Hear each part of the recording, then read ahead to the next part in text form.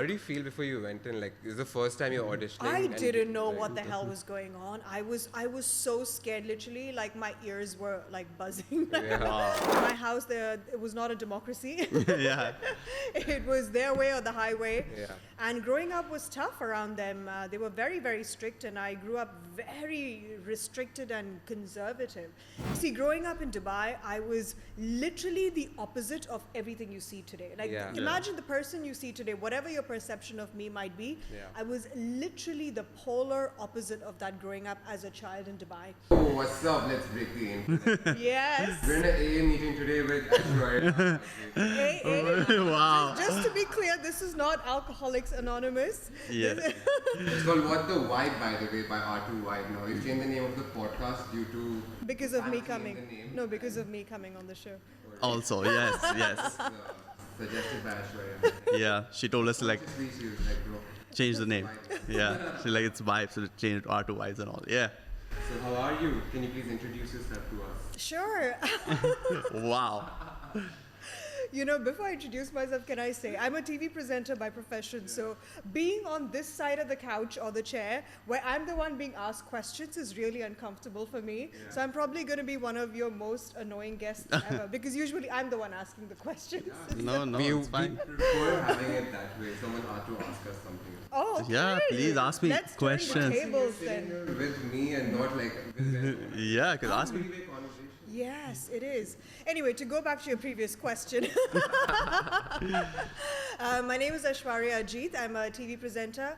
I'm also a social media content creator.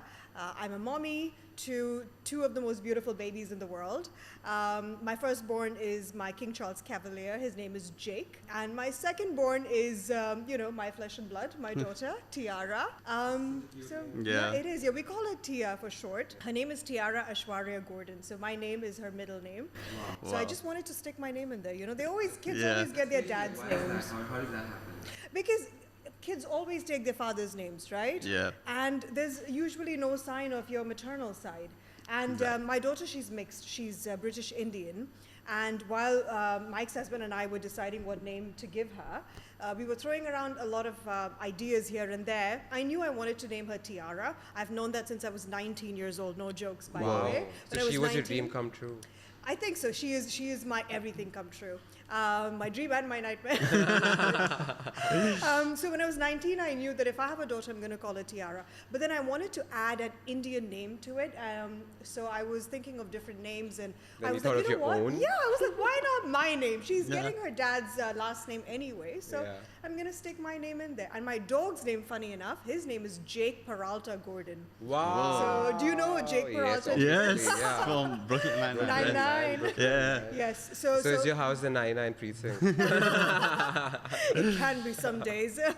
No, but then Jake's dad and I were watching the show at the time when we got him, and we were big fans of the of Andy Samberg's character on it, Yeah. Jake Peralta. So when we got Jake, I don't know, the minute I saw him, the minute I laid eyes on him, I was like, Jakey. We hadn't even discussed it or anything. Yeah. I just decided. You know, just so- thought, let me go get myself So a Jake. I named both my kids. Yes. Wow. That is crazy, man. So I have a dog and his name is Thanos. So it's Okay. upon the similar lines. As much as you like that character, I like Thanos that much that I projected Wow. it onto my own dog. And Wow.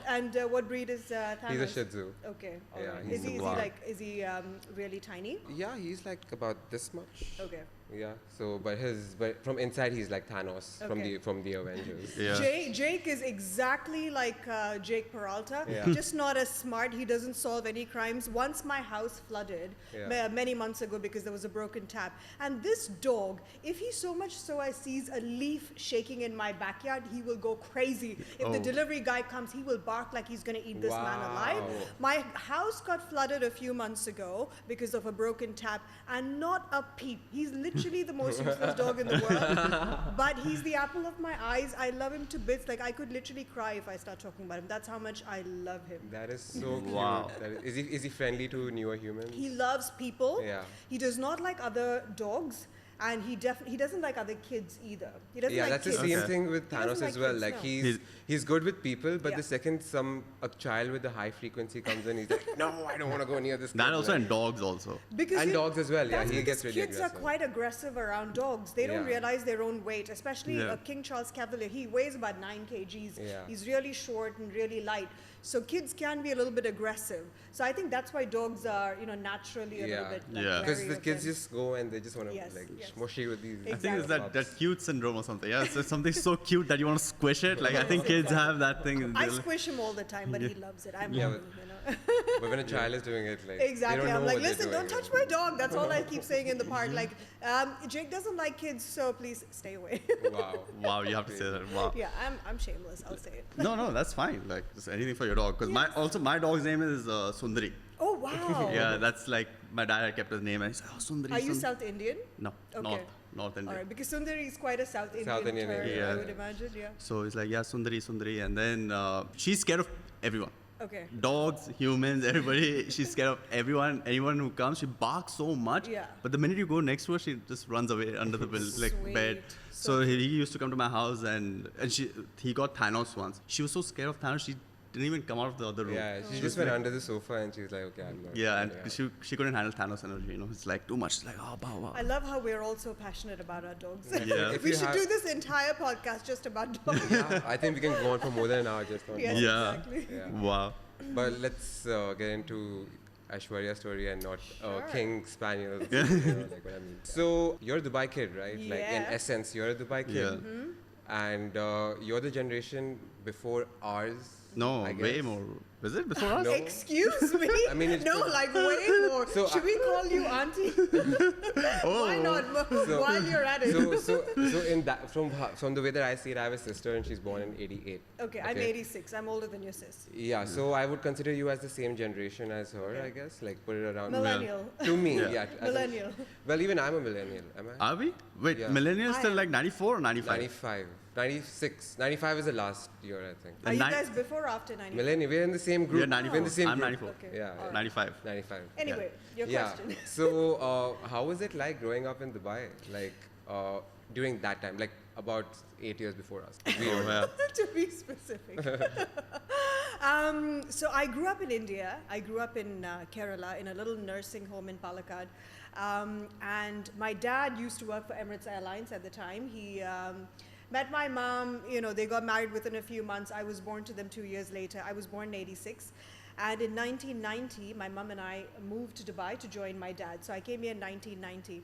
And I just moved from Kerala to Dubai. I grew up in my dad's house with my grandma and my uncles who were bachelors at the time. It was a typical Indian joint family system.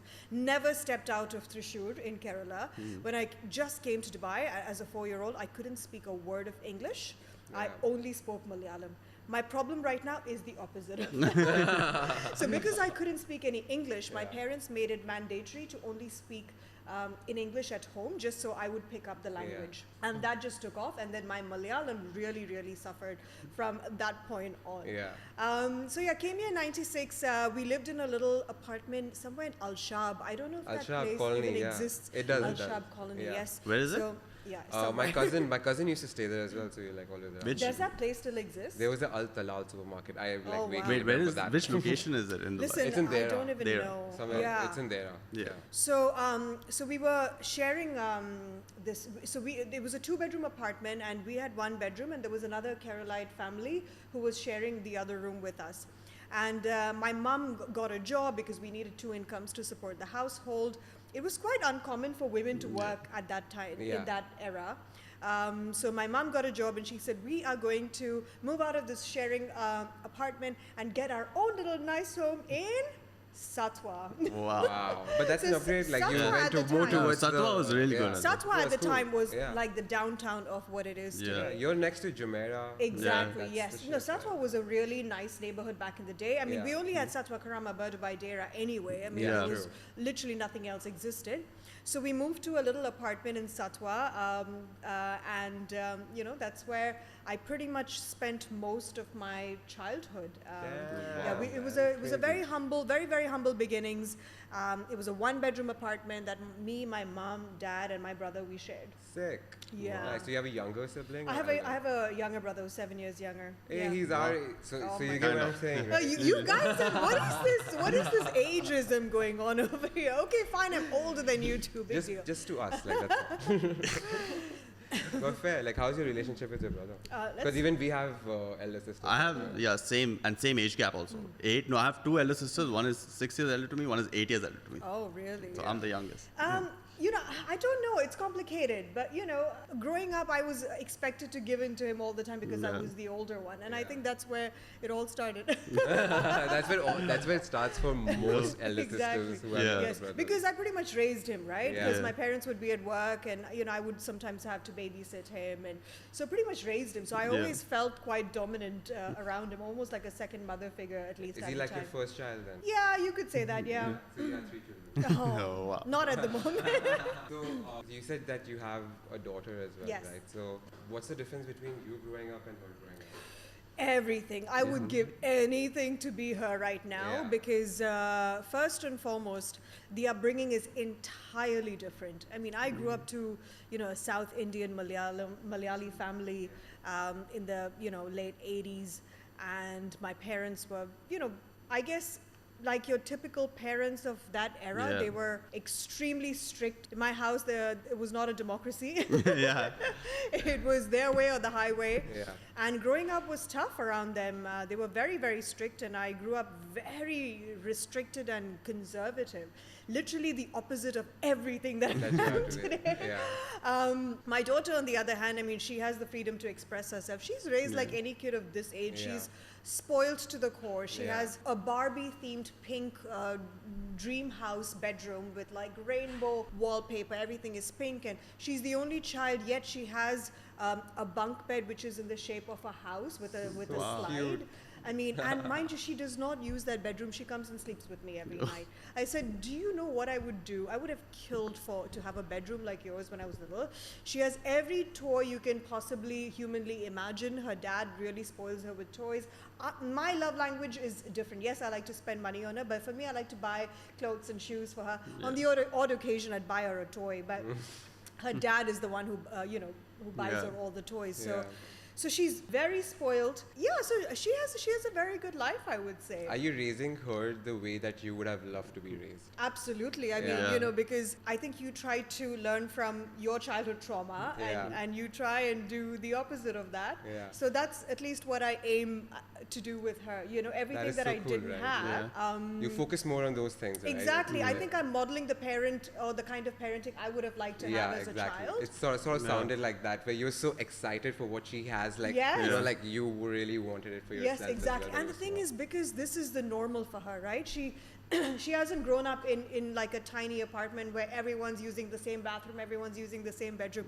She's used to this cushy life, and Yeah. Yeah. she's quite desensitized to it, and that's not her fault. That's not her fault. I mean, if you were, you know, raised by, you know, really wealthy, not saying I'm wealthy, but you know, Yeah. you know, you'll be quite desensitized towards money and luxury Yeah. and comfort. It's a you know? different. Everything is It's different. different, Right? yeah. Yes, of at the course. same time. So I like to spoil her, but at the same time, to me, just a few things are important. I don't consider myself a very strict parent. In fact, if anything, compared to a lot of millennial parents today, you know, her dad and I are pretty cool in the sense that you can eat sugar, like Yeah. eat candy. You want to eat McDonald's, fine. You want to drink Coke, fine. I'm probably going to get a lot of hate for this, but you know, that way our parenting style is very old school. Like I Yeah. can't Yeah. imagine your parents restricted you too much from eating candy or sugar. I mean, it was not such a big deal. Maybe Yeah. not for me, but maybe for my sister. It Yeah. was, I guess. Yeah. You know. Yeah, so you know, you can eat whatever, drink whatever, you know, we buy things for her. But to me, the place where I draw the line is respect. Yeah. As long That's- as you are respectful, I don't want you to behave like a Neanderthal. I don't want anybody asking like who raised you. You know, that to me would be a big kick in the butt. You know. Because it's an attack on you. Yeah. Right? Exactly, exactly. I was like, listen, have fun, enjoy life. I just want you to be happy, safe, and respectful. Like these three things are extremely important to me. and is not something that I would take lightly and is not up for So negotiation. if you're not a strict parent, as you proclaim to not be a strict parent, right? Ask her. I don't know. She might say something different. So how do you make sure, like you said about the respect thing, Yes. how do you make sure you install that in your child? See, listen, you can be a cool parent at the same time you can set boundaries, right? Yes. See, just because I said I'm not strict, I mean, I yell if I need to. I'm not scared to reprimand her. And sometimes I have to remind myself that I'm her parent and not her friend, because I am like a friend. She's that sister that I never had. You know what I mean? She is so much more to me than just a daughter. She's my best friend. She's the sister I never had.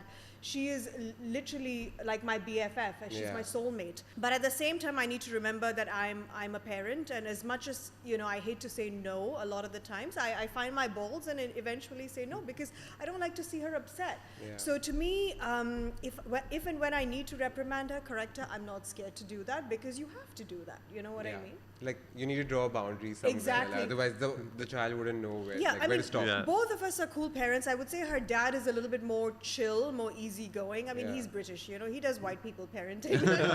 there's no shouting in the household. Like, it'll take a lot to get a reaction out of him. Yeah. But I guess, at least I start off with, the 2024 gentle parenting, but when things don't go my way, and eventually then when the time is up, 2010 and 2008 parenting, 2007 parenting. very quickly we'll be in 1986, and I'd be like, do this right now, Wow. I try not to do that, because shouting or raising my voice is, it's a bit It brings back memories. Yeah. It brings back memories, and it's not pleasant to be yelled at, especially when the power dynamic is different. Yeah.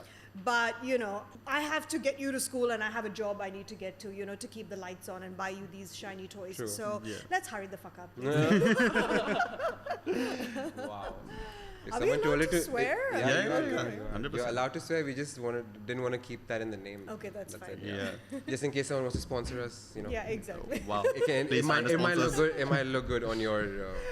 So, when did you join Dubai 1, right? That's where you're represented. And how did that happen? So I moved to India to do my university, and I finished my university, came back to Dubai, I think end of 2008, 2009. And at the time I was 22 years old.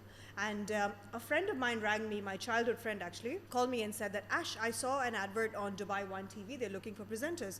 And I was already doing a little bit of presenting while I was doing my university in India. So I had a little bit of experience. When I moved back to Dubai, I didn't know what I wanted to do. I was like, let's just, figure things out, I never had any plan or strategy, nothing in place, no influential parents, no godfather in the industry, nothing. Like, literally just came here like any other your average Joe. So she told me, I saw this advert on Dubai 1 TV, they're looking for presenters. I said, oh, but I don't speak Arabic. She said, no, Dubai 1 is an English channel. It's the old Channel 33. I said, Channel 33? I grew up watching Channel 33. I said, oh my goodness, yeah, sure. Yeah. And then I had this half chewed up CV, which I sent to them with a photo of mine. I wish I had that CV today, but I'm sure it was pretty hilarious. Yeah. I mean, what did it have what is the funniest thing it had on it? I don't remember, but see, listen, knowing me and where my head was at that time, I can't imagine I probably even spelled things correctly, Fair. So did you put in like some random things just for, the CV to have some experience on it? Because we've all I all done that. remember is that it was not even a full page, and there was a picture of mine, and I sent it to them, really not expecting a call back or anything. And funny enough, I got a call back, and then they were like, are you related to Aishwarya Rai? I said, bro, like, seriously, no, I'm not. We have the same first name. Exactly. That's about it. That's about I have a joke, but it might not be go the right one Is to go one for. Mohammed related to another Yeah. Mohammed? exactly, right? So I But said, maybe no. they read your name as they- Ajit Aishwarya, like the other way around. Yeah. So that's why. Probably. But again, Aishwarya is the first. I said, no, I'm not. And then I went for the audition. And at the time, I auditioned with, a few presenters. There was DJ Bliss at the time. There was Anna Jacob, Huda Katan, Mona Katan. They were all, fairly like new in the media industry. Okay. We all were auditioning at the time. I did really badly and Okay. I didn't get a call back, and I was not shocked by that. I was extremely inexperienced, out of place, nervous. My goodness. Yeah. How did you feel before you went in? Like, this is the first time you're auditioning? I and didn't know like- what the hell was going on. I was so scared, literally, like my ears were like buzzing. Yeah. Wow. I was extremely nervous. I really bombed at the auditions, and I left, and I was really, really upset. But I accepted my fate because I knew I was shit. Yeah, pretty much. And then I was like, gosh, my money's running out. I need to find myself a job. And then I've never done a 9-to-6 job, but that seemed to be the only way forward Yeah. to make some money. I don't come from family wealth, so relying on my parents was not really an option. So I picked up this little corporate job for a few months. I was terrible at it. I got fired from it. I did really, really poorly. But you got paid, right? I did, yes. Yeah, that's- I mean, that's what bless them matters. for paying me. I Yeah. wouldn't have paid me. My work ethics at the time. And I knew they were about to, give me the boot any second. Yeah. And strangely enough, I get a call from this British sounding lady from Dubai One TV. This was nearly 10, 11 months post my interview. really Your bad first audition. yeah. Yeah. So I said, what, you guys want me back? Seriously? She's like, yes, we have another round of auditions and we would love for you to come in. And I said, yes, and here I'm about to get fired like any second. I'm just, every day I refresh my inbox waiting for that email saying, Yeah. get out. And I need a job. There's no other income stream. And I was like, yes, I'm coming. And I went for the auditions. It went well. They called me for 2 other rounds of auditions. I nailed it. I did it Sick. with You practiced before going? No, I didn't. It was just, I don't know, some divine intervention, my Whoa. confidence level, or just knowing that it is this or nothing, or finding Whoa. another corporate job that I'm really going to suck at and probably going to get fired for the second time. Damn. I was like, it is now or never. I did it. I auditioned. I got in. I was doing a show.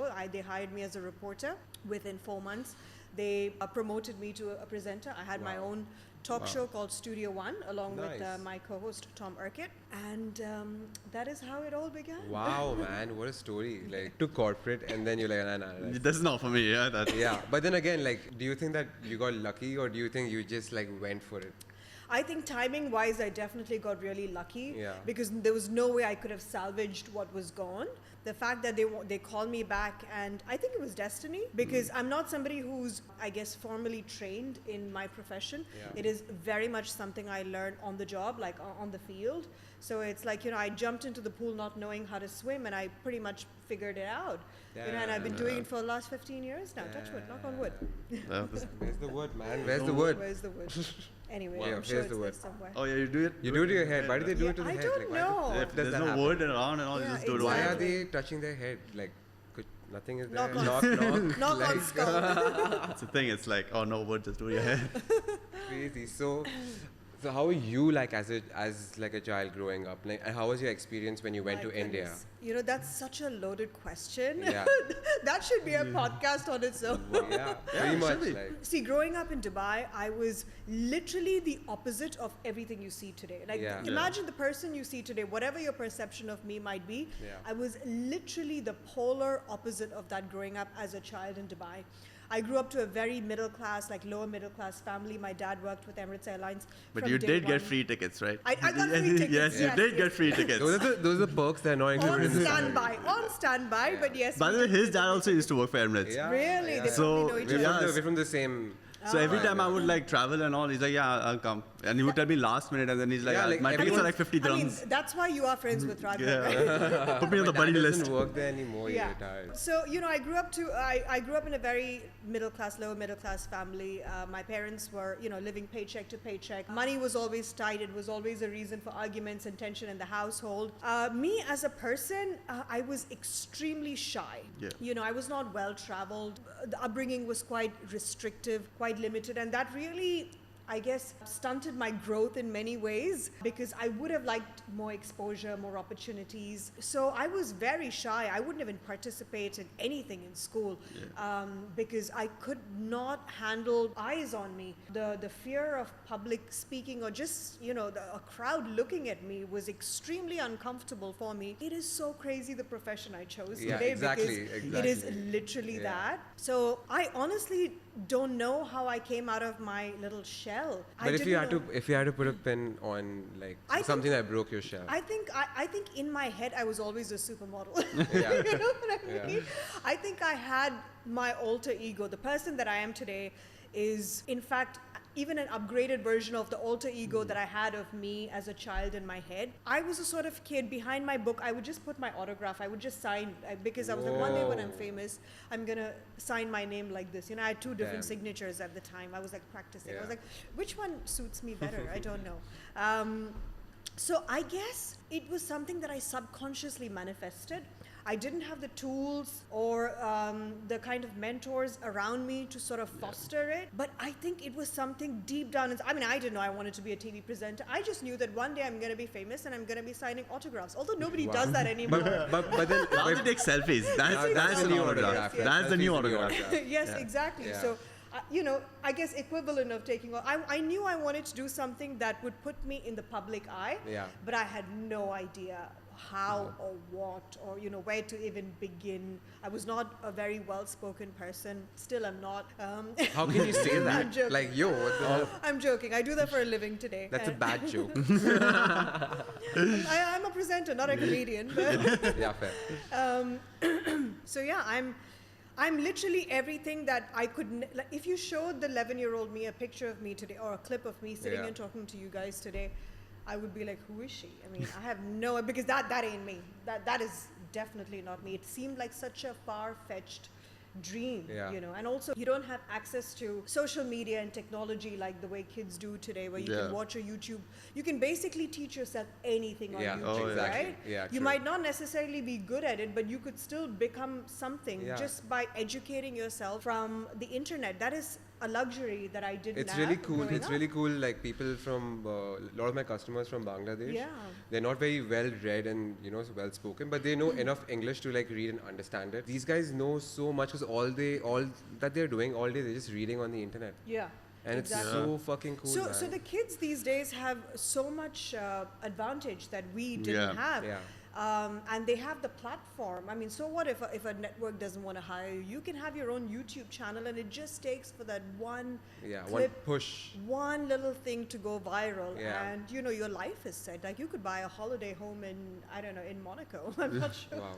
No, but we're speaking to like before also we're speaking about this. It's Yeah. like I think today's generation is also like they don't want to get into social media or something. Like they don't want to create content all because of like internet bullies and all. Yeah. You've seen it, right? Like Yeah. how like But this does that thing- happen to you? Have you faced internet Yeah, have you bullying faced or, it? like Have I faced internet bullying? No, not Yeah, at all. What is that? What is internet bullying? That's what you call a setup for a yes.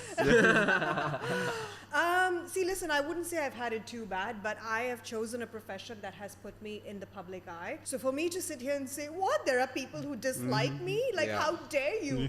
Would be a little bit stupid, silly, naive, Yeah. a bit entitled of me to expect everyone to like me and for somebody to not have an opinion about me. So I don't take it seriously. I don't take it personally. I do like to listen, though, to what they're saying, because sometimes it could be constructive criticism that has been packaged in a very nasty way. Yeah. But I still like to listen to what they have to say, Don't get me wrong. Some of the comments are just outright there to Yeah, bully no words you. reading, It's just right. somebody who has it out for you and they just want to come and get you, and they create multiple accounts and they just want Wow, to... that happens? Oh my God. You've come across them? I have threatened people with lawsuits. Like, I've Fuck. had Wow. people who've made it their life's mission to Whoa. bully me to an extent, but forget creating multiple accounts just so they could comment under my videos, but creating accounts with my name, my pictures in it, and posting unflattering pictures of mine, my family, my parents, and Wow. and just Wow. writing stupid That's so shit like. Yeah. people So- are bored, huh? Like Yeah, seriously? I Man, that's was the like- thing. Like, I was thinking about this one day, and I feel like the second you get that mask on, you can. People think they can do anything. Like, Yeah. anonymity is like. Yeah, but I don't think these people are bored. I think these people are really brave. Why? Because we live in Dubai. We Oh, live yeah. we live in a city where you could go to jail for saying shut up to somebody, Yeah. and let alone bully and harass someone online and create accounts in their name. So either they're extremely naive to think that, nothing's ever going to happen to them. They're happy to, take a chance with luck. Sometimes I have been tempted to make an example out of one of them. Yeah. But you know Wow. what? I don't have that kind of time in me, like to. But to one teach day you're someone just a bored lesson. and you see So, something that you can. You know, fuck with, listen, like- never say never. It could happen one day. I don't No, listen, just because you said something that might be a little bit distasteful, it doesn't bother me. But then, you know, harassing me, hunting me down and things like that. That's is a bit too something. much. Yes, Yeah. exactly. Yeah. But having said that, you know, I'm okay with you liking me, not liking me. You know, that's just Yeah. part and parcel of, you know, Fair the game. enough. Yeah? Do you think if you had like social media when you were young, you would like start like you're My also influencing, goodness. right? Yeah. So would you start doing it like at a younger age? See, listen, the kids of today are very different to our time. So if I had the same level of maturity, understanding, and intelligence of kids of today, then yes, I would have liked to have social media. But, you know, with my maturity and my sense of right and wrong at the time, if I had social media, my goodness, I would have been kidnapped and killed. Wow. So I have an interesting thought. So Yeah. can I ask you how old your daughter is? She's 6.5. Okay, so this is a 6.5-year-old in 2024. Yeah. Okay. Now comparing that to how much she knows at 6.5. Yeah. How old do you think you were when you had that same amount of information? Probably Like, 'cause- 21. Wow. Not access, but like information. actually like what is downloaded. Probably and how. like a 13, 14 years old Whoa, when I wow. had access to, you know, the internet. Also, my Yeah. parents, as I mentioned earlier, because they were so strict, they were very, you know, they would literally stand behind me if I'm using MSN Messenger. Yeah. Oh wow, I And remember that. listen, Yeah. at the time, when I was 13 or 14, I'm talking early 2000s, Yeah. we only use the internet to chat to boys. When I say Yeah. boys, like older men Yeah. who shouldn't be chatting to minors, you know. So Whoa, what? that is all we Wait, use the wait, internet what? for. For me, it was like my school friends. I would just, that's who I would talk to, nudge them every day, like, and be like, yo, please talk to Oh, me. no. That was just, that's No, what I no, use no, internet no. for. I at mean, that also you guys are about 10 years younger to me, but then, you know, at the time it was just about meeting boys Yeah. Yeah. online and, Yeah. you know, just chatting ICQ or whatever it Yeah, was. first it was ICQ, MSN then Messenger, MSN, Yahoo then chat. Yahoo, yeah.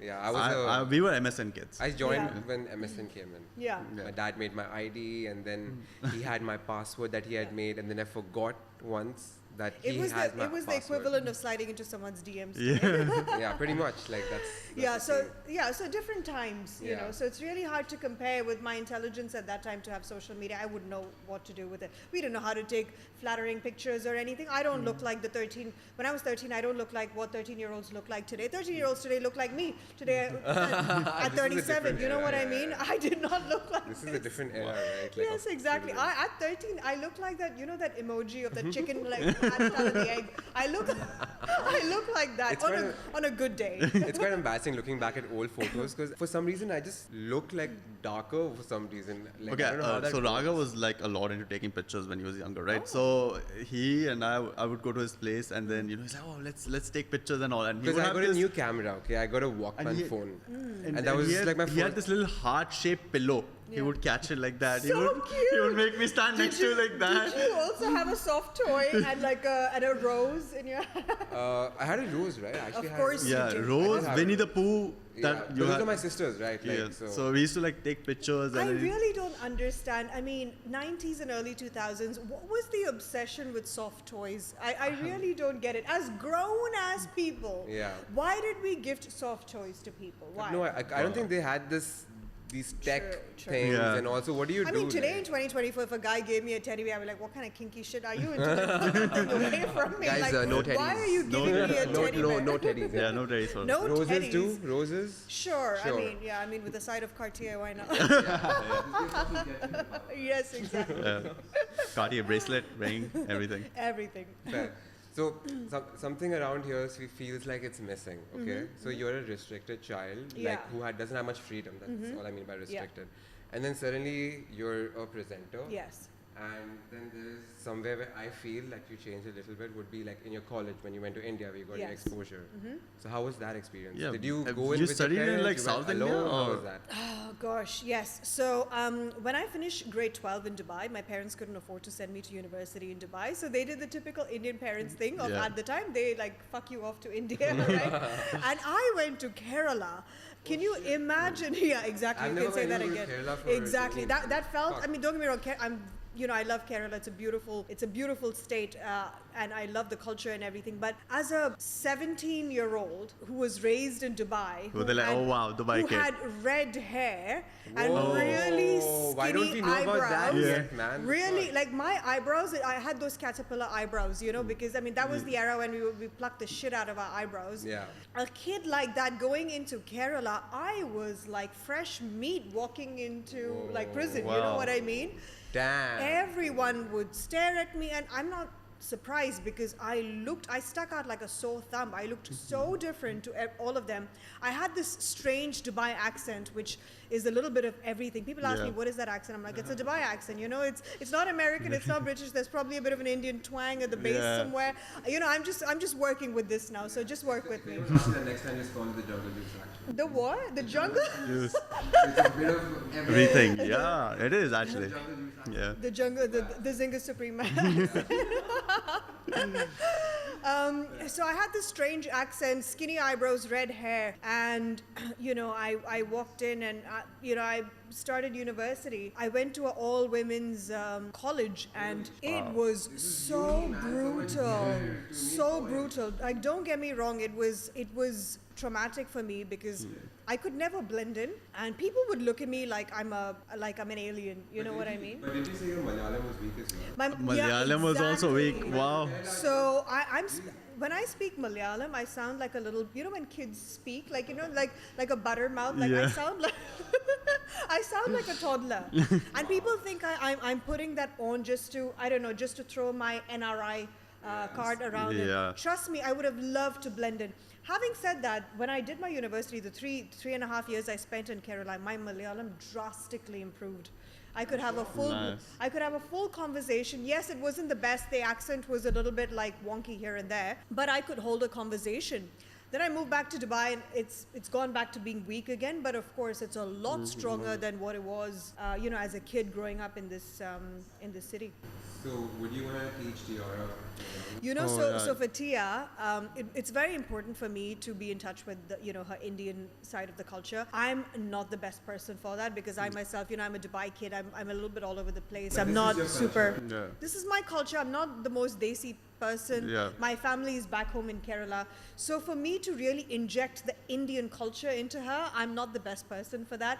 So one thing that was very important for me, she should at least know how to speak the language. For me, it was important for her to learn Malayalam. So I hired a Malayalam tutor to come and, you know, teach her Malayalam a couple times a week. That ended up disastrous. I mean, that woman had the patience of a monk because Wow. Tia was so not interested to learn the language. She's a very smart kid. When she wants to learn something, she will absorb it like a sponge. I mean, she's a very quick learner. But learning Malayalam, I mean, as a toddler, we started when she was 4. She was like, why do I need to learn this language? I said, you just need to like know mommy's culture. And she's like, no, I don't want it. That ended up disastrous. 2 years, and then we kind of gave up on that, unfortunately. I tried to speak a little bit of Malayalam with her, a little bit. She understands a line or two here and there, but you know, she can't hold a conversation or I understand. think she knows No, that so- there is a language out there. For Yeah. her, right? Yeah. Way to be learned. just like Yeah, it is a well, very tough just like language. Arabic, we all could have learned Arabic. Yes. I mean, I You learned Arabic here? Of course, I mean, no. yeah, See, I'm same. Like, That's exactly us. Of course, Of but course. Of course, as in we- Thalatha, Arba, Shuhada. that's in school it was mandatory, right? Yeah. At least in my time, till Yeah. 8th grade, it Yeah, was same. mandatory. Did you like study Once for I- your Arabic exam, I or did, was but then it I were just, those I chits just like pretty much learned it like not really understanding what Yeah. it means. Yeah. Just like basically was a tracing thing, you know. Yeah. I knew how to write the answer to that question. I'd memorized it with I had a photographic memory, Yeah. and pretty Whoa. much just regurgitated it. Not so much today, my ADD is on fire, but at least at the time, just basically copy pasted everything. And Damn. you know, yes, I could read and write at the time. If you ask me today, no. I mean, I know a few words here and there, but you know, I can't Same. hold a conversation. you know there was like beginners class. Yes. I was a beginner throughout. Yeah, we're still beginners. We're Yes. still learning. He found a way to be a beginner from the beginning till the end of school. Like, how is that possible? It's just You know, was like, that's a special kind of skill. That's I a must skill, say. dude, for sure. I didn't pretend. I just didn't know it. So I But was listen, like, when I do you think I ever knew. need to use Arabic in Dubai? Like, actually, that's true. even if you go to the police station where you need to lodge a complaint or whatever, they if not Arabic, they speak Hindi. don't they? Yeah. I mean, or Urdu. Yeah. So you can always get by, or English. Yeah, but so just like mentally, like I'm in a place Yeah. where I've been born and brought up, Yeah. and I don't know the local language. You know, if that's a bit of a shame. Imagine, okay, as Indians, if today we were the amount of years we've spent in the UAE, say we were in Germany, we would number one be Germans by now, and Yeah. we'd be speaking fluent German, Yeah. fluent Dutch by now. Yeah. So that is something. I guess I like that about Dubai. Like now that you've pointed something like this out, they don't impose the language on you. you Yeah. know? I mean, it's not imposed. Like, it's Arabic not isn't imposed on us. Yeah. No, it's not imposed. No, but I think like my daughter learns Arabic in school, and I think it's great to know at least the basics of the Yeah. language of the Yeah. country that you're living in. No, I know the alphabets, Yes. kind of. That's the And basics, man. That's And And we can all count to 10 in Arabic. Yeah. But I know a lot of people who come like especially from Europe side and all, and they're Yeah. like, oh, I want to learn Arabic so badly. I'm like, why, man? Everyone's Like, been wrong. then Dubai is the wrong place for you to Yeah. come because you Yeah. will not learn any Arabic over here. Yeah. You will literally never use it. No, they're like, oh, it'll help me in my future over here in Dubai. I'm like, That's because they don't know the place, right? Like it that's makes why. sense that you want to learn Arabic and it's good. But firstly, Arabic is super hard. I think so. I mean, I guess when you don't know a language, Yeah. it's easy to brush it off saying it's hard. But I think Arabic Yeah, is fairly you need to easy. chill around Arabs. Yes, exactly. Do you chill? You must be chilling a lot around like. I mean, sure. Excuse me, where's your Arabic skills, man? Come on. We live in the UAE, but then Yeah, fair. we all have. I have loads of Arab friends and Yeah. acquaintances. I work with Arabs predominantly, but yeah, you pick up the odd sentence here and there, or they teach you how to cuss and things like that. of course. That's the first thing. That's the first thing you but learn. nothing of any real value, I would say. Okay, Yeah. so like if something happened, you'd still have to call them and ask them, Yeah, yo, what exactly. does this mean? Like, Exactly. fair. So when did you decide to become an influencer? I was doing television for the longest time. I've been Yeah. doing it for over 15 years now. And when you are already in the media industry, social media is almost, part and parcel of that. You Yeah. obviously have some sort of a following. People want to know you. People want to keep up with you. So that's something that came naturally to me. And, I'm one of the first people, I wouldn't say one of the first people, but I belong to that batch of people who started off being influencers or content creators Yes. in the region. I'm talking about 10, 11 years Yeah. ago. I belong to that initial batch Yeah. where Yeah. everyone was still figuring out what is this thing, how can Yeah. we make money out of it, how can we get sponsorships and brand ambassadorships, and it was still very much at a trial and at a testing phase at the time. So I was like, hey, listen, people seem to be interested to want to know what I'm doing, how I'm doing it, and I seem to attract a crowd or a demographic of people who seem to find me interesting. So Yeah. let me Yeah. capitalize on this. I mean, Fair. if they didn't find me interesting, then I wouldn't be here. I wouldn't have a following. I wouldn't be having the sponsorships and the brand ambassadorships and so on and so Interesting. forth. So wait, you yeah. properly started influencing after you had all your followers through like Dubai One, or was it like, no, I'll just like, it grew as I you think grew? I think the followers definitely started off from two places. Number one, my television gigs. Yeah. Number two, I started vlogging. I started my own YouTube channel doing makeup tutorials in my Sick. 20s, in my Nice. early 20s. I mean, that channel's pretty much dead, although my tutorials are still there. They're hilarious now looking Yeah. back at them. So, there was traffic from, my television gigs and my presenting gigs and stuff, and also my YouTube channel where I used to create makeup tutorials. So a lot of my followers today have followed me thus far from my Orkut days, you know what I mean? Yeah. Wow. A lot of my followers, they've been following me for 10, 15 years from the time social media came into Yeah. being. So Wow. they have seen it all. They've seen the ups and downs. And, when I was announcing my first career break to, launching my YouTube channel to when I first got engaged to, I'm pregnant, you know what I Wow. mean? So Yeah. they have been through the journey. They've seen the ups and downs, me moving houses, me changing lives, falling Yeah. down, standing back up, hitting the restart button, reinventing myself, getting Wow. my shit together. So people who've seen that journey have respect for me. They have love for me, They're Yeah. like, this bitch is not all show off, and Do you enjoy? Do you enjoy sharing these moments with everyone, or letting people know, or do you find it like a way to connect to your audience? See, or listen, absolutely. What makes you do it? You know what I mean? Yeah. I consider myself an open book. I love to share a piece of my life.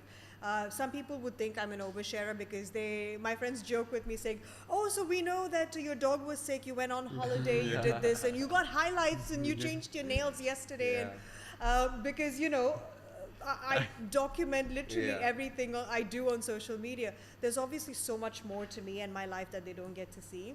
These are obviously like cherry-picked, hand-picked, favorite, happy, positive moments of my life that I like to share with people. I don't necessarily like to share my down moments with people, not because I want them to think that my life is perfect or I'm this happy, cheerful, bubbly person, which I'm not. I'm one of the most moody people I've ever met in my life. I mean, I have my mood swings, and trust me, you do not want to cross paths with me when I'm having a bad day. You do not want to cross paths. Guys. You don't. Please don't. That sounded like a threat. I'm sorry if it came across a bit aggressive. But what I'm trying to say is that I don't like to post anything too negative. I mean, I see influencers crying in front of the camera.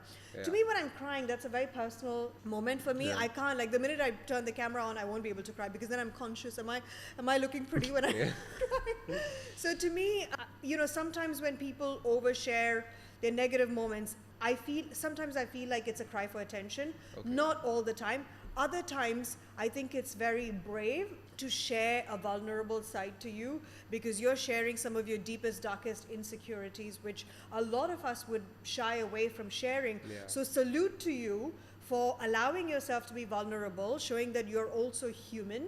But other times when people share too much, I feel like, it's a cry for attention. I feel like relationships, particularly the downs in a relationship, should be kept private because you don't want to air your dirty laundry in public. Because it's between two people, right? Exactly, because let's face it, once you've put something out there, there is no taking it back. You know what I mean? It is there. It is there forever.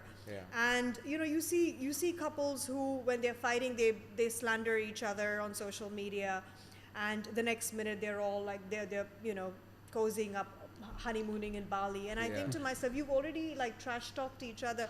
Don't get me wrong, I've been tempted many times. But then I think to myself, it's unfair. I have this following, and for whatever I say, my viewers, at least 90% of the time, will believe, and they'll take it as the truth and nothing but the truth, as the holy gospel truth. The other person doesn't have the following or the platform to defend themselves. So it would be a bit unfair for me to do this. And also, I generally think romantic relationships and the downs in a relationship should be kept private. Not saying that, on the odd occasion you would like to talk about some of the challenges you face, which is totally fine, justifiable, makes you human. But I feel like for the most part, you should keep that stuff private, especially when there are kids involved. You know what I mean? So you're referring to your own situation in a sense, right? Like where you were going through a separation. I don't know if it's okay to talk about it. I just want to know how you dealt with it. See, I dealt with. I wish there was an easy answer to explain this. I went through the motion. I went through the ups and downs and all the stuff that comes along with it, but you eventually pick yourself up, you rebuild yourself, and you move on. You get your revenge body, and and then that's when you hit the gym. Is that the reinventing that you're talking about? I had to, yes. No, the gym was something I started more recently. I mean, I've been single for 5 years now. I think 5 years this month, actually. Wow, congratulations on that. But I had to, I allowed myself to, vent and, go a bit crazy and find myself again. I had to pick, pieces of myself and build myself back up together. So what are the tools that you use to listen, there are no tools. There are literally no tools. I'm just a ruthless bitch by nature. You know what I mean? Like, I have my down moments, but I will always come back swinging. You know what I mean? I have a zest for life. That's the fire, right? I have that fire in me. I have that zest for life. I know that there's more to me than this one unfortunate thing that happened to me in life. So I have a fighter's spirit, having said that, the universe has tested me a lot, Please, universe, just because I'm saying this, don't throw more challenges my way. But I have that fighting spirit in me. And, when my separation happened, at the time, it felt like the end of the world. But then, you know what? I picked myself back up, and I had to literally learn how to eat, sleep. I felt like a child, like being raised. I had to raise myself because there's no one else to do that. Gain my confidence, because it takes a big hit on your confidence. So I had to rebuild my confidence, and next thing you know, you look at yourself in the mirror and you tell yourself who the fuck you are, and you date really tall, good-looking people, and the rest is history. So fucking cool, man. That's a thanks. So it would have been a big change for Tiara as well, right? Like, so let's say that you are a single mom. So because is it that, do you have to overcompensate? That's a very good point. Because you are a single mom. Sorry. I'm glad you asked that, and especially as someone who's not a parent, the fact that you recognize that could be a possibility is very emotionally intelligent of you, I must say. It is true. As someone who had, quite a difficult childhood with parents who were so strict, and as a single mom, I feel like it's almost a double whammy. Yeah. And I sometimes do feel like I need to overcompensate. You know what I mean? Because she's with me 5 days a week, and she's with her dad on the weekends. So her dad's house is like that holiday home, right? Party scene, the party's on. Yes, yes. You can have late nights and eat sweets as much as you want and sleep whenever, and toys every weekend. It's toys. But I'm that weekday bitch, right? Yeah. Like, wake up, no sugar after 6 o'clock, blah, blah, blah. And I'm not a strict parent. I just say no sugar after 6 o'clock. Yeah. You need to be in bed by a certain time, because I have to wake you up at 6:20 in the morning when that alarm is going crazy. You know what I mean? So it is, I feel like I'm almost competing with her dad, because her dad, he's an amazing dad, and he's a super dad. You know what I mean? Yeah. If it was a parenting competition between the two of us, he will like knock it out the park. Do you think he's competing with you too? He's not competing with me. He's very supportive of me. Yeah. We are very supportive of each other. We're not competitive by nature. We co-parent really well. We coexist really well. We have a relationship of mutual respect. Plus, you have the same goal, right? Yes, exactly. We have the same goal. We have the same interests. She's our only child. Exactly. She's, she's the apple of our eye. But naturally, he's extremely good with kids. That was one of the things that attracted me towards him when we were first dating, and something that made me think, this is the man I want to have a child with, because he was so good with them. For me, it is something I've learned through experience, because yes, I always wanted to be a mom, but I think learning how to be a mom, that is something I learned once my daughter came into the picture. So because she's got this super cool dad, and I feel like, number one, subconsciously I might be competing with how cool he is, because I cannot do a lot of stuff that he does. Like, he will let her, kick the puddles on him and throw a spider on him. I could never allow her to do those things to me. So I have limitations, whereas with him, it's like sky is the limit. Like, when it comes to fun, there are no boundaries. And also my own traumas as a childhood, because having been told no so many times and growing up in a very strict environment, I have trauma of that. Oh my gosh, if I say no, is she going to resent me like the way I sometimes resent my parents? And the fact that, it's just me and her, you know what I mean? So it kills me to say no to her sometimes. So to go back to your question, yes, sometimes I do feel like I'm overcompensating with gifts and privileges and things like that. But having said that, I wouldn't compromise on respect and a good upbringing. You know what I mean? I will not let you act like a little shit and get away with it. You know what I mean? But having said that, she's a very... Yes, I got really lucky with her, because she's an extremely well-adjusted kid. Listen, I'm not just saying that because she's my child. I'm not one of those parents, oh, my baby can do no wrong. Listen, I call a spade a spade. She's a very good kid. When I send her for a play date to a friend's house, or if she's with me at anyone's house, or if we're at a restaurant, I never need to worry about my daughter misbehaving, touching something she's not supposed to, breaking something. She's, if anything, she's too shy. I prefer that to a kid who's literally flying around the place, breaking throwing things. Everything. Not necessarily, or you'll be surprised. No. So I got really lucky with her. So she's made parenting quite easy for me, I would say. So she's helping you parent as well. Exactly. Yes, she is. Yes, exactly. I can't wait for her to be 16 years old, where her stepdad and I will be drinking rosé with her in a yacht somewhere in the south of France. Wow. Can you not wait for the time when she grows up, you guys and sharing clothes? Yes. Wow. Listen, I'm dreading sharing with her, because I don't know how much of a good user. Listen, you're not touching my Chanel till, you are good at taking care of it. Like, if I'm confident that you won't... Yeah. Till you're worthy of carrying my Chanel. you can put that thing down and you can stick to your Zara. But I'm sure with the way, with the generation that, you know, we're in, or with the times that we're in, that day is not too far where she'd want to be using my things. But yes, I'm excited. I love dressing her up. My gosh, like she's my little doll. Like I play with her. She's my Barbie doll. I buy these things for her. I style her clothes and things like that. Because let's face it, her dad ain't gonna do it. Like he doesn't know shit about fashion. Yeah. Yeah. Exactly. So that is where mommy is the cool parent. Yeah. Mama's yeah. jam. Exactly. That's my jam. Listen, you can't challenge me in that one. So, what was the moment that you like went through something and you're like, fuck this. This is the moment that I changed my wife. Changed my life, changed my wife. Yeah, changed my wife, changed my life. Fuck it. You know, like I'm done with this shit. I'm taking control, basically. There could be multiple as well. Yes. I think it sounds very much like a pageant answer, but then there are a few defining moments in my life. Yes. Okay, so when I first entered my dream job, which is television, number one. Number two, when I got married, because to me, I was never an ambitious person. Like I want to be this, I want to be Oprah one day. No, for me, all I wanted in life was to be a wife and a mother. Like I was in such a rush to start my own family because I'm not personally very close to my family. So for me, I couldn't wait to build my own family. That was a way out of you I think so. from your surroundings. I think so. For me, I wanted to create, because you cannot choose, you know, the people you grow up around, but then you can choose the family that you choose to build. You know what I mean? Or you can build the family that you want to live the rest of your life with. So me getting married was a huge defining moment in my life.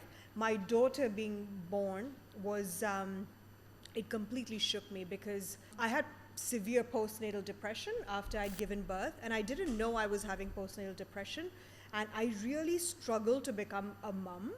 Yes, I was doing the bare minimum. I was feeding her, putting her to sleep, blah, blah, blah. But I was not emotionally there. Not as in, I felt like a different person. I'm sure you've probably heard a lot of moms say this once they've given birth. They don't feel like themselves anymore. It's the first time in my life I felt like I felt like this is a foreign body and I'm a foreign person. I couldn't connect with myself. How would you expect me to connect with this new person that I've just given birth to? So that really took a big toll on me, because literally everyone bonded with my daughter except for me. It took me months and months and months. Had I known that this is the postnatal depression doing it, I think I would have been more forgiving towards myself. But I didn't know any better, and I just thought, I'm not cut out for this. And I started to second guess myself, and I thought, I'm not fit to be a parent. And all I wanted in life was to be a wife and a mother. You know what I mean? But then you know what? Time heals everything. I figured things out. Listen, this is my hormones. I've just had something that was living and growing inside me for 9 months extracted out of my body. So it's going to take a physical, mental, and emotional toll. My hormones are completely out of whack at the moment. And whatever I'm feeling right now is temporary, and it's going to go away. And that would be my message for a lot of new mums watching this. I mean, luckily for me, I only went through this phase for, I would say, 5 months or so. There are women who go through this for up to 2 years. There are women who have suicidal tendencies. So this stuff, postnatal depression, is a very, very serious thing, and it's not something to be just swept under the rug or, you know, taken lightly. So I wanted to ask you, what is it called? What depression is it? Postnatal depression. Postnatal depression, right? So I wanted to ask you, after how long, like how did you find out that you had it? Did you just come across it? Did you get it checked? How does it work? So soon after I gave birth, the doctor did tell me, listen, you will feel a little bit down, but if it gets out of control, then come and see us. I thought to myself, yeah, I mean, I'm feeling a little bit down, but that's probably because I haven't slept much. And, you know, as a parent to a newborn baby, nobody sleeps. Sleep is like a unknown, like a foreign concept once you have a new baby. So I thought this is just my exhaustion, which it probably could have contributed, because let's face it, if we're tired, we cannot give 100% of ourselves to anybody. So for the longest time, I thought, I'm not sleeping every night. I'm breastfeeding. I'm waking up at odd hours. I haven't had a full night's rest for weeks, months. I thought it's just exhaustion. And I thought I was a bad person for not being able to bond with my child. I still didn't think it was postnatal depression, although my healthcare professionals did tell me that it would be normal to feel a bit down. I still thought, you always think this is not something that could happen to you. This is something that happens to others. You know what I mean? This is what you read about. This is what you read about. Yeah, exactly. I realized what I was going through once I came out of it. Because slowly when I felt like that, I felt like the juice was entering my body, my soul was slowly starting to seep into my skin. And once I started feeling 100% normal and I got used to my timings, my baby, and because now I'm at a place where I have a little bit of experience doing this. It's not day one, it's not week one, it's not month one. You've adjusted. I've adjusted to my new life, plus my hormones are starting to fall in place and started feeling normal again. And I was like, gosh, what the hell was that? I wanted to run away. Mind you, I was just given birth to the world's most beautiful baby girl who I prayed so hard to have. I wasn't working at the time yet. Bills are paid, lights are on. I was living in this beautiful big villa, that white picket fence life, the dog, the husband, the maid, living like a, lady of leisure. I was so mad at myself. Why am I so miserable? I remember I would sit in the office in my house while I'm breastfeeding her. And it would face the outside window of my house where I could see people walk past, and I would be breastfeeding her and thinking to myself, gosh, I could just put her in a crib and run away. Wow. And then nobody could find me. It is such an irrational thought for somebody who has such a cushy life and whose biggest dream of being a mom has finally come true.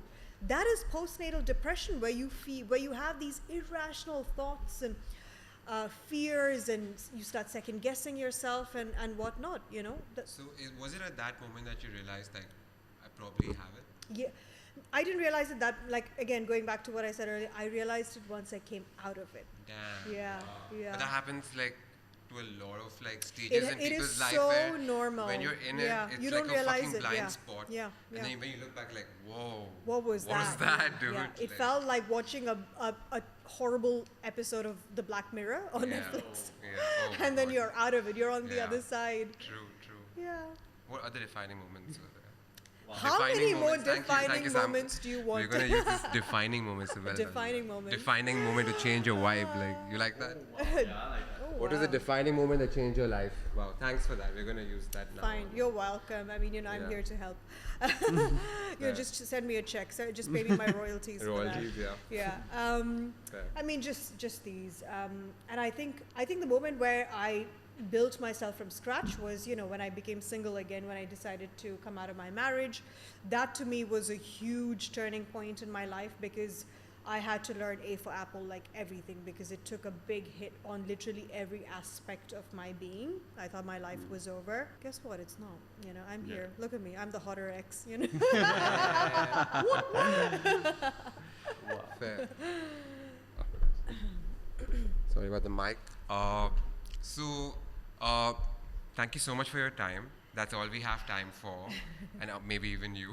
I have places to be, boys. I don't know about you all. I hope you had a good experience with us, by the way. It was a great chat. I did. Thank you so much. This was great fun. Before coming to this, I looked you guys up online, and I was like, these guys seem pretty random and fun. I was like, we are. We look like random and fun. I was like, that is exactly my vibe, because I'm pretty random. So I'm like, I want to do this. This is my first podcast, by the way. We never mentioned that. This is my first ever podcast. Do you guys think I have a future in this? Do you think? Yeah, you do. You definitely do.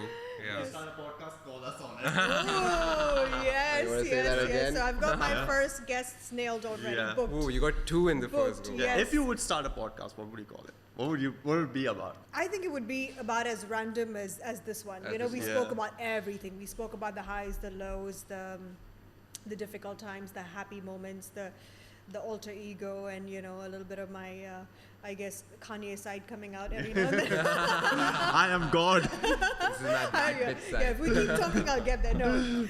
So it's going to be a bit random like this, whatever people want to talk about. You know what I mean? But also, I'm very scared about getting cancelled, because I have no filter a lot of the times. This is, I've held back so much. So yeah. I'll be your first guest. We'll be your first guest. Perfect. Crazy. It's fine. It's working. It's working. Wow. I feel so free suddenly. Okay. Sorry, your guys. camera is, your mic is in the way of my camera. Thank you. Get out of the shot, bro. Listen, I'm a TV presenter. You're not going to hog my screen. Right? Okay. Fair enough. It was actually I think R2 matched up to your vibe. Yes, yeah, for sure, fair. for sure. Fair. Thank you so much for your time. Thank you, guys. That's Aishwarya Ajit, guys. That's the end of our AA meeting, guys. The donuts and coffee are in the corner over there. Fair. That's Aishwarya, that's Ronak, and this is Raghav. Bye, guys. Bye.